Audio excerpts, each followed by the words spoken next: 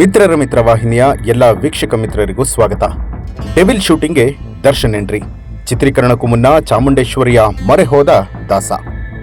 ಹೌದು, ಚಿತ್ರದುರ್ಗದ ರೇಣುಕಾಸ್ವಾಮಿ ಹತ್ಯೆಯ ಬಳಿಕ ನೆನೆಗುದಿಗೆ ಬಿದ್ದಿದ್ದಂತಹ ನಟ ಚಾಲೆಂಜಿಂಗ್ ಸ್ಟಾರ್ ದರ್ಶನ್ ಅಭಿನಯಿಸ್ತಾ ಇರುವಂತಹ ಡೆವಿಲ್ ಚಿತ್ರದ ಚಿತ್ರೀಕರಣ ಇವತ್ತಿನಿಂದ ಮೈಸೂರಿನಲ್ಲಿ ಪುನರಾರಂಭಗೊಂಡಿದ್ದು, ಶೂಟಿಂಗ್ ಮುನ್ನ ನಟ ದರ್ಶನ್ ಚಾಮುಂಡಿ ಬೆಟ್ಟಕ್ಕೆ ಭೇಟಿ ನೀಡಿ ತಾಯಿ ಚಾಮುಂಡೇಶ್ವರಿಯ ದರ್ಶನವನ್ನು ಪಡೆದಿದ್ದಾರೆ.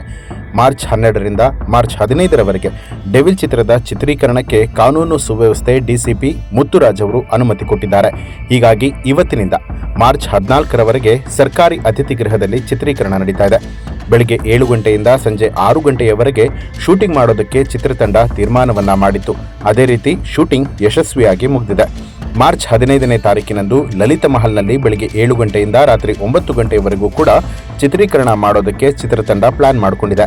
ಚಿತ್ರೀಕರಣಕ್ಕೆ ಅನುಮತಿ ಹಿನ್ನೆಲೆಯಲ್ಲಿ ಒಂದು ಪಾಳಿಯಲ್ಲಿ 10 ಮಂದಿ ಪೊಲೀಸ್ ಸಿಬ್ಬಂದಿಗಳನ್ನು ಭದ್ರತಾ ಕಾರ್ಯಕ್ಕೆ ನಿಯೋಜನೆ ಮಾಡಲಾಗಿತ್ತು. ಒಟ್ಟು 32 ಸಿಬ್ಬಂದಿಗಳು ಶೂಟಿಂಗ್ ಭದ್ರತೆಗೆ ನಿಯೋಜನೆಗೊಂಡಿದ್ದು, ನಟನ ಭದ್ರತೆಗಾಗಿ ಸಿಬ್ಬಂದಿ ನಿಯೋಜಿಸೋದಕ್ಕೆ 1,64,785 ರೂಪಾಯಿ ಹಣ ಪಾವತಿಯನ್ನ ಮಾಡಲಾಗ್ತಾ ಇದೆ ಅಂತ ಹೇಳಲಾಗಿದೆ.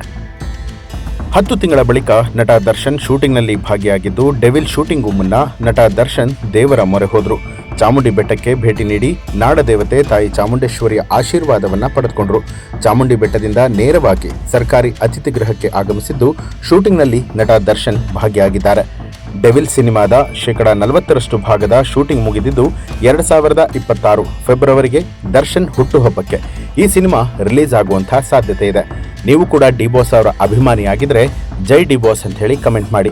ಹಾಗೆ ಯಾರೆಲ್ಲ ಇನ್ನೂ ಕೂಡ ಮಿತ್ರರ ಮಿತ್ರ ಚಾನಲ್ ಅನ್ನ ಸಬ್ಸ್ಕ್ರೈಬ್ ಮಾಡಿಲ್ಲ, ತಪ್ಪದೇ ಸಬ್ಸ್ಕ್ರೈಬ್ ಮಾಡಿ ಬೆಲ್ ಐಕಾನ್ ಒತ್ತಿ. ಹೆಚ್ಚಿನ ವಿಡಿಯೋಗಳಿಗಾಗಿ ಮಿತ್ರರ ಮಿತ್ರ ಚಾನಲ್ ಅನ್ನ ಸಬ್ಸ್ಕ್ರೈಬ್ ಮಾಡಿ, ಬೆಲ್ ಐಕಾನ್ ಒತ್ತಿ.